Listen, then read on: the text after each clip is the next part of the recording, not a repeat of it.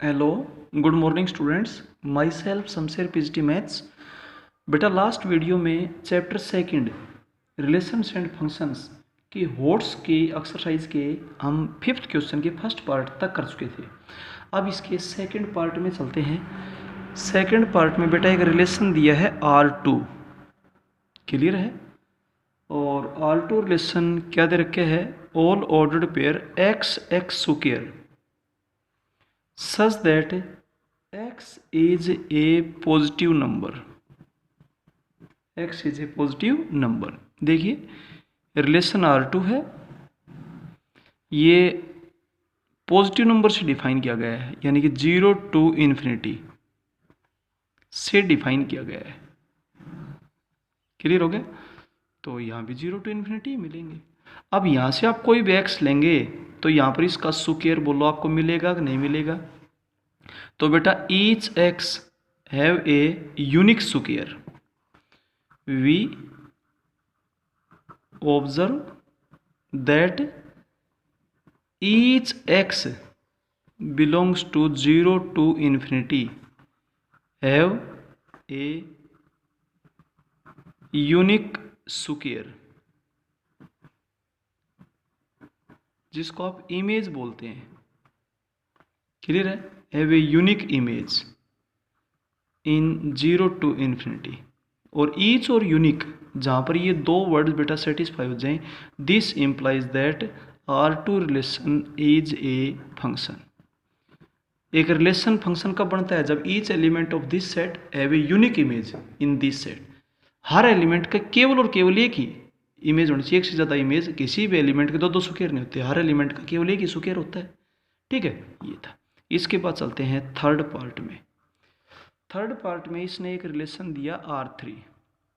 R3 is the relation all ordered pair x3 such that x is a real number, is a real number।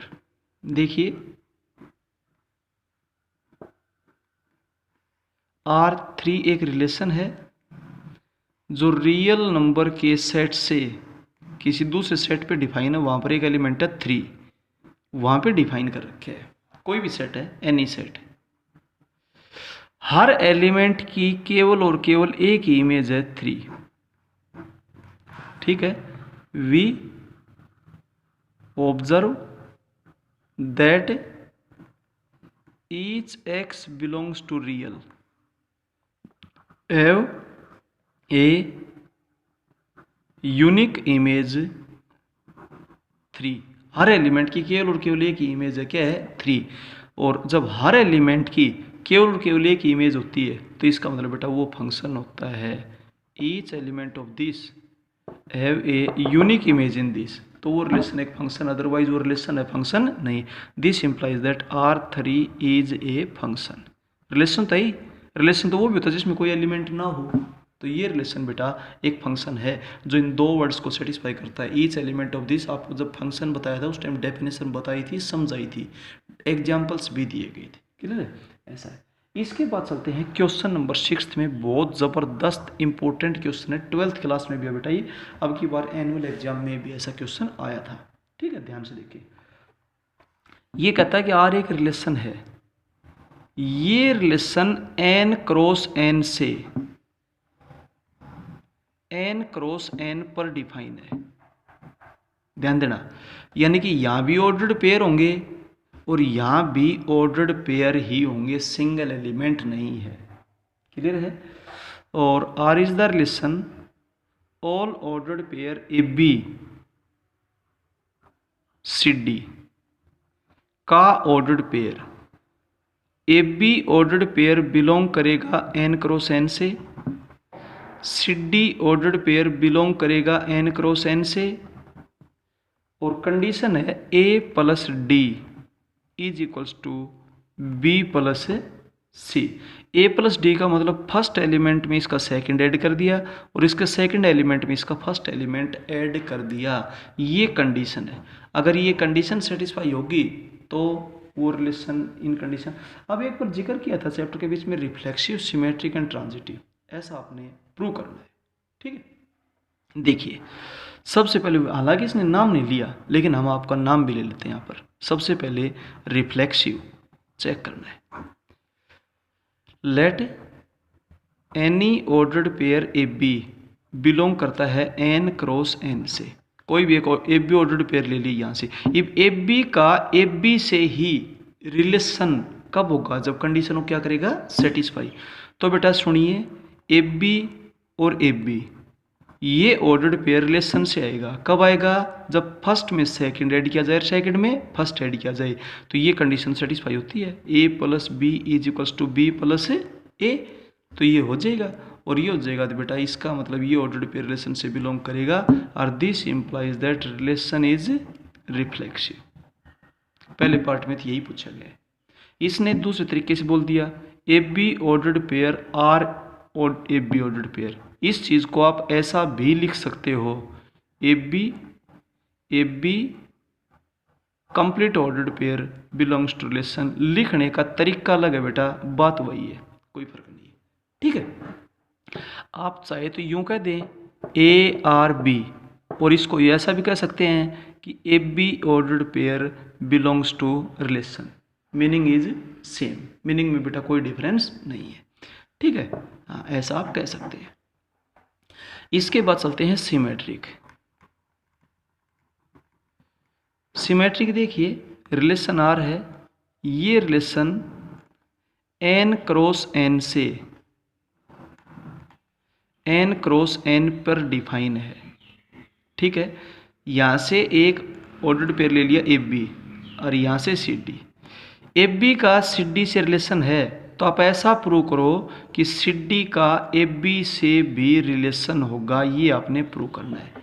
ठीक है, let any ordered pair A B और सी d ये relation से belong करता है। ठीक है, जहां पर ए बी ऑर्डर्ड पेयर भी और सी डी ऑर्डर्ड पेयर भी बिलोंग करते हैं एन क्रॉस एन से। ठीक है, अब ये बिलोंग करता है तो कंडीशन क्या होगी? Satisfy A plus D is equals to B plus C. ठीक है, आप लेना क्या चाह रहे हो? सी डी और ए बी, और ये ऑर्डर्ड पेयर रिलेशन से बिलोंग करेगा। ये बिलोंग कब करेगा? जब इसका C plus B is equals to D plus A. जब ये कंडीशन सेटिस्फाई हो तभी तो हो पाएगा। तो इसके ये आ जाएगा और इससे आ जाएगा तो ये होगा, और इसका मतलब बेटा रिलेशन इज सिमेट्रिक। इसको ऐसा भी कह सकते हैं, सी डी ऑर्डर्ड पेयर का रिलेशन किससे है? ए बी से। मीनिंग एक ही है, कैसे भी लिख सकते हो। क्लियर है? ये था सिमेट्रिक। मैं आपको साथ के साथ नाम भी बता रहा हूँ, 12th में आपके बार एनुअल एग्जाम में ऐसा ही क्वेश्चन आया था बेटा। इसके बाद चलते हैं ट्रांजिटिव। ये था इसका first part reflexive, second part symmetric, और अब चलते हैं थर्ड पार्ट में ट्रांजिटिव में। ट्रांजिटिव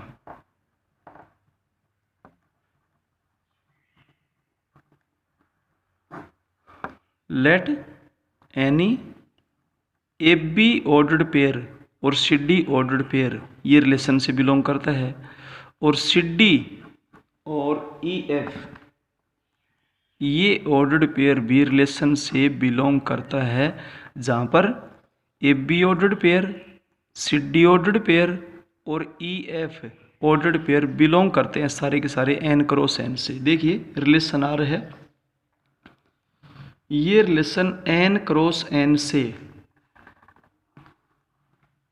एन क्रॉस एन पर डिफाइन है, यानी कि यहाँ भी एलिमेंट ऑर्डर्ड पेयर, यहाँ भी ऑर्डर्ड पेयर। एक तो इसने ये बताया कि ए बी ऑर्डर्ड पेयर का सी डी ऑर्डर्ड पेयर से रिलेशन है, फिर इसने ये बताया कि सी डी ऑर्डर्ड पेयर का ई एफ ऑर्डर्ड पेयर से रिलेशन है, ऐसा बता रखे है। आपने ये प्रूव करना है कि ए बी का ई एफ से रिलेशन होगा, ये आपने प्रूव करना है। इसका मतलब क्या हुआ? A d a plus D is equal to B plus c. Condition लगा रहे हैं, जो भी कंडीशन है, क्योंकि जहां भी रिलेशन होता है वहाँ कंडीशन जरूर होती है, क्वेश्चन में दी हुई है। और इसका मतलब हो जाएगा C plus F is equal to D plus E. ठीक है, अब लेफ्ट में लेफ्ट ऐड कर दो और राइट में राइट ऐड कर दो, तो आपके पास हो जाएगा A plus D plus C plus F is equal to B plus C plus D plus E. दोनों तरफ सी प्लस डी से सी प्लस डी कैंसिल हो जाएंगी। क्या बचा? A plus F is equals to B plus E. आप लेना क्या चाह रहे हो? A B ordered pair, E F ordered pair relation से बिलोंग करेगा। क्यों? क्योंकि A plus F is equals to B plus E condition हम सेटिस्फाई कर चुके। इसको आप ऐसा भी कह सकते हैं कि ए बी ऑर्डर्ड पेयर का रिलेशन होगा किससे? ई एफ से। एक ही बात है। तो इसका मतलब रिलेशन इज ट्रांजिटिव। क्लियर है? And if a relation is reflexive, symmetric and transitive, then it is called an equivalence relation। Clear हो गया? ये था बेटा क्वेश्चन नंबर 6, बहुत ज़बरदस्त इंपॉर्टेंट आपकी बार 12th क्लास में एनुअल एग्जाम में हुआ। तो अब आप इस टॉपिक को बहुत अच्छा सा स्ट्रॉन्ग कर लेंगे तो 12th में कोई प्रॉब्लम ही नहीं आएगी। इसके बाद चलते हैं क्वेश्चन नंबर 7 में। क्वेश्चन नंबर 7 में बोलता है कि एक फंक्शन f है जो रियल के सेट पे डिफाइंड है। वी है वो एक फंक्शन fx है, क्या दे रखा है वो? 2x plus 1 divided by x minus 1। First part में इसकी डोमेन पूछी गई है। देखिए, function is defined if denominator is not equal to 0, x minus 1 is not equal to 0।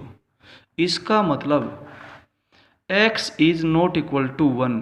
This implies that x belong करेगा हर रियल नंबर से, किसको छोड़ के? 1 को। और जो जहाँ x बिलोंग करता है उसको क्या बोलते हैं? डोमेन। तो डोमेन हो जाएगा हर रियल नंबर किसको छोड़ करके? 1 को छोड़ करके। क्लियर हो गया? इसके बाद सेकंड पार्ट में आपसे रेंज पूछी गई है।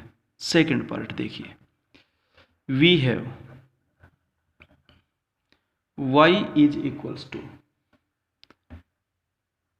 2x plus 1 is equals to x minus 1। F x को आप y भी कह सकते हैं, एक ही बात है।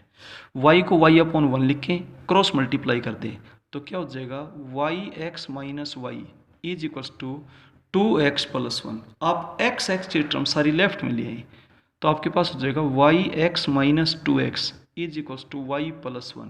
आप यहाँ से x कॉमन निकाल दीजिए, y minus 2 is equals to y plus 1 और x की वैल्यू हो जाएगी y plus 1 upon y minus 2।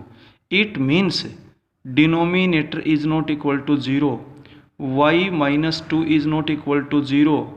It means y is not equals to 2। यानी कि y बिलोंग करेगा हर रियल नंबर से, किसको छोड़कर? 2 को छोड़कर। और जहाँ पर y बिलोंग करती है उसको क्या बोलते हैं? रेंज। तो यही आपके पास रेंज होगी, all real number accepting 2।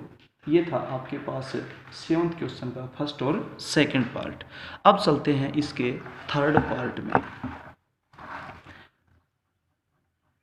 Third part में आपसे पूछी गई है image of -1/2 under f।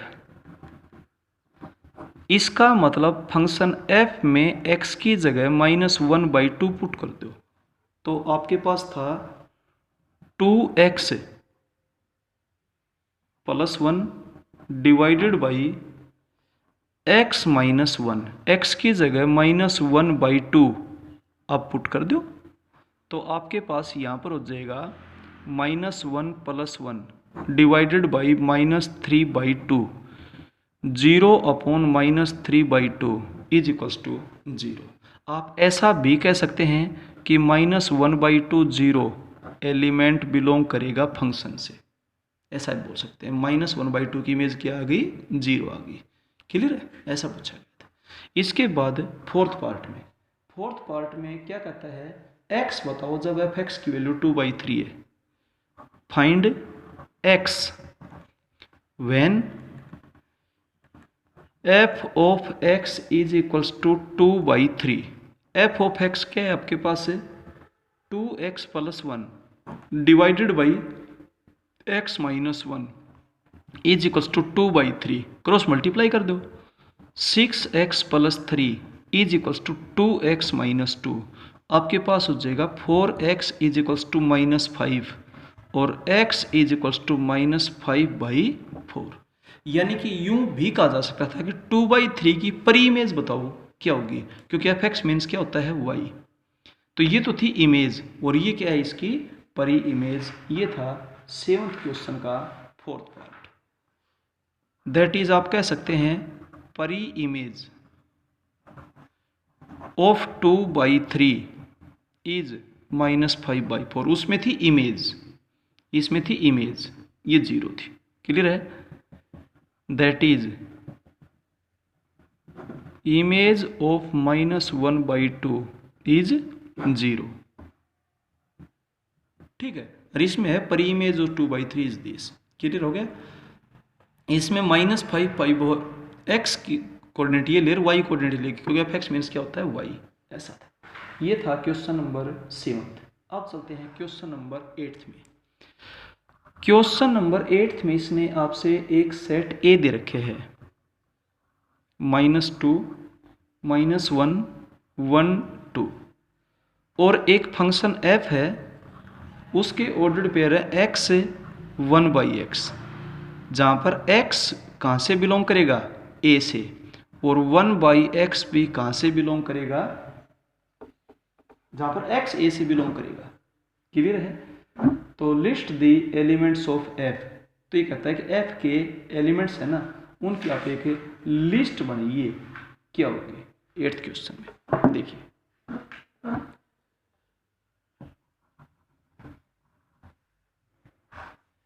If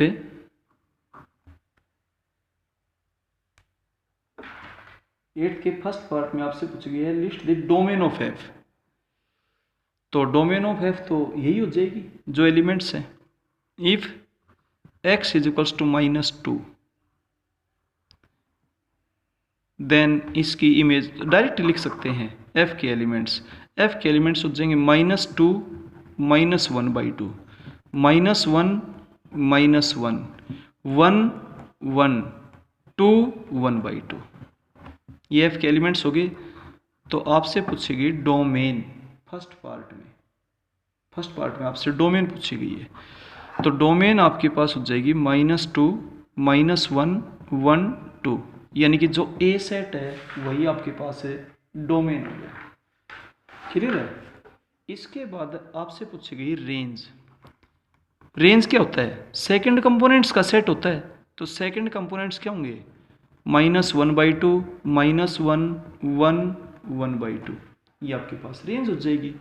और थर्ड पार्ट में आपसे क्या पूछा गया, इज दिस ए फंक्शन, आप लिखेंगे yes this relation is a function.